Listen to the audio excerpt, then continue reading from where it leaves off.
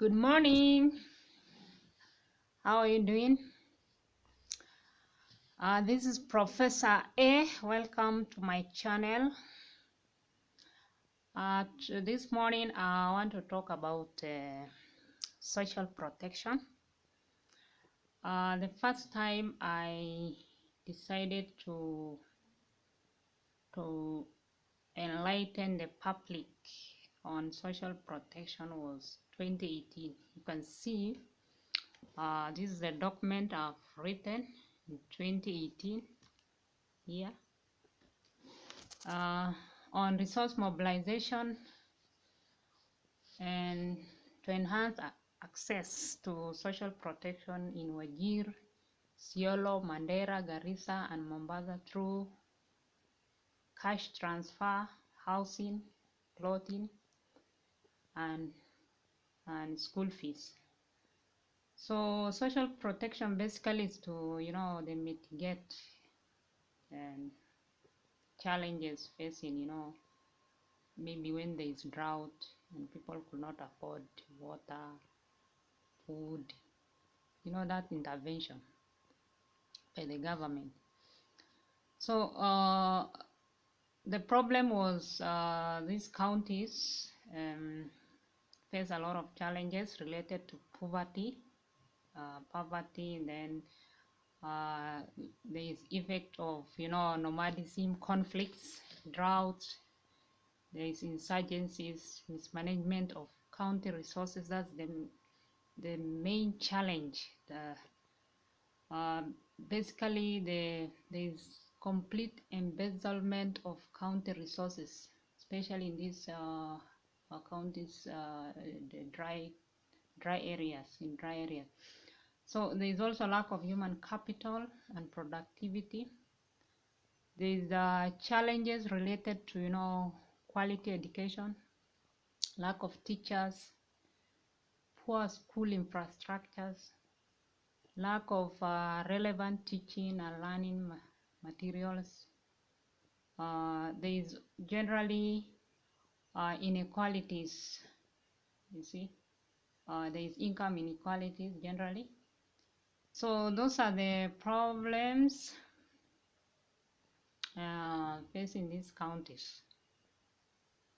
And both the local, the governments, agents, and also the growing body of research and programs have not made any intervention, So basically social protection refers to an ending poverty and boosting shared prosperity. So the World Bank twin goals of 2030, it's called universal social protection coverage, is at the care of LHO mandates, and then that's guided by social security standards, including social protections clause recommendation number 202, adopted by 185 states. That was in 2012. So Kenya is a member of this mandate recommendation. This mandate that was adopted in 2002. Kenya is among the 2012. It's among the 185 states. So although there is a significant progress that after this standard was adopted, like they started giving cash transfers to elderly, you see. But the category of social protection is not only limited to the elderly, and elderly are not also covered throughout the country, you see. So, but basically there is a little indication, little attention has been paid, to improve the livelihoods of the people through um, social protection. So it has emerged that social protection is a primary development priority. Well-designed and implemented social protection system can powerfully shape countries, enhance human capital and productivity. It also eradicates poverty, reduce inequalities, and contribute to building social peace. So if you want peace, empower people, feed people. There is an essential part of national development strategies to achieve inclusive growth and sustainable development with equitable social outcomes. Universal coverage and access to social protection are central in ending poverty and boosting shared prosperity.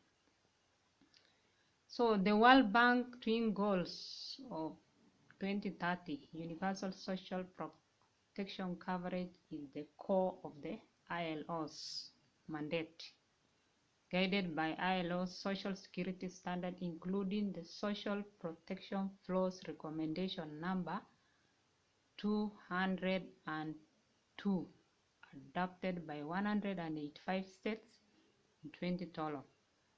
So many countries have embarked in expanding social protection coverage and are reporting significant progress.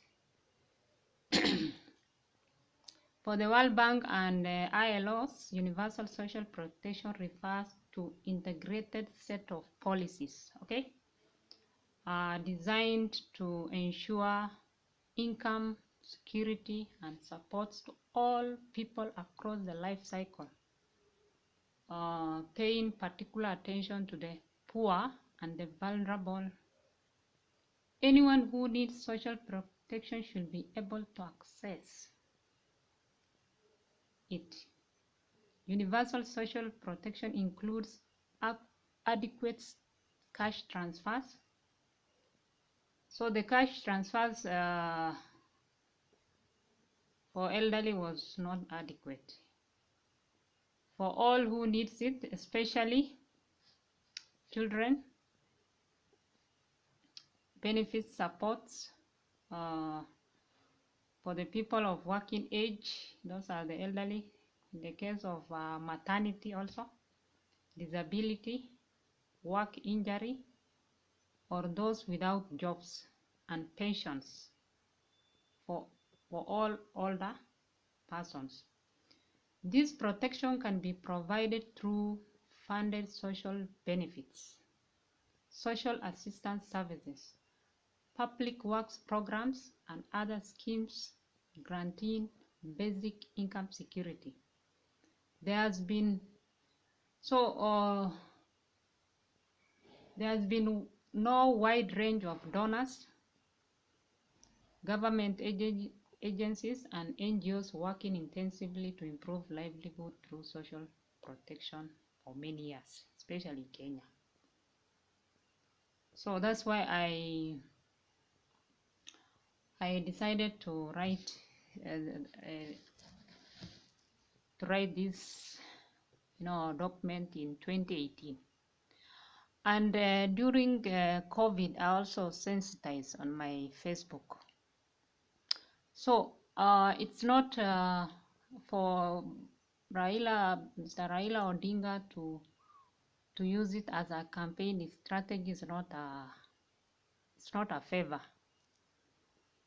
It's only that the challenge is Kenyan don't read. They are so much focused into corruption. They don't read. They don't read their constitution. They don't read any other recommendation made by the world bodies to know their rights. You see, so that's why politicians are using the existing right as a making it like they care so much, you see. So if you're not careful, your rights can be exploited. For those who have gone to school, and if you don't read and understand your constitution and know your rights, even at domestic level, definitely this politician will exploit you. Okay, so Raila should pay me first for I think I'm the only one who has been sensitizing this, so he should pay me for, you know, for getting my ideas and also using it as a campaign strategy, you see. So let's share. I'm the one who brought it into the limelight, into the Kenyan social media circles, and you took it for as your campaign strategy. So you pay me for my part. Okay. So please read, know your rights, read constitution. Don't just run up and down, you know. So much focus into corruption. It will not help you. And you also, you know, when you are focusing so much into corruption, you'll be also infringing other people's rights, you know. You are blocking people to know their rights, you know. So your work is to enlighten and let the government do their work also. So with those, please read, share this information. All those people who are jobless, youths, and elderly, maternity, all the groups that I've mentioned, we need our money, you know. Basically, yeah, today I'm broke, I also need some cash. So, you know, you're really being treated like, oh, the elderly, we are helping the elderly. It is not, it's their right. It's in the constitution. It's in the world. You know, Kenya signed those treaties and they have to abide by it. So it is, they're just staging some kind of, you know, or only, you know, bringing the elderly into limelight, of which like they were given 3,000, surely 3,000. 3,000 Kenyan shilling. It's not even enough for your, you know, daily breads. It's just, it cannot sustain you throughout the month. You see, maybe you don't have house, you're in a rental house. How will you pay all the bills? You see, so it has to be adequate. Whatever they are giving, they has to be adequate. Okay, so Honorable Raila should increase from that amount. He should go back to these recommendations and see what percentage. 6,000 is not enough social protections. It will not.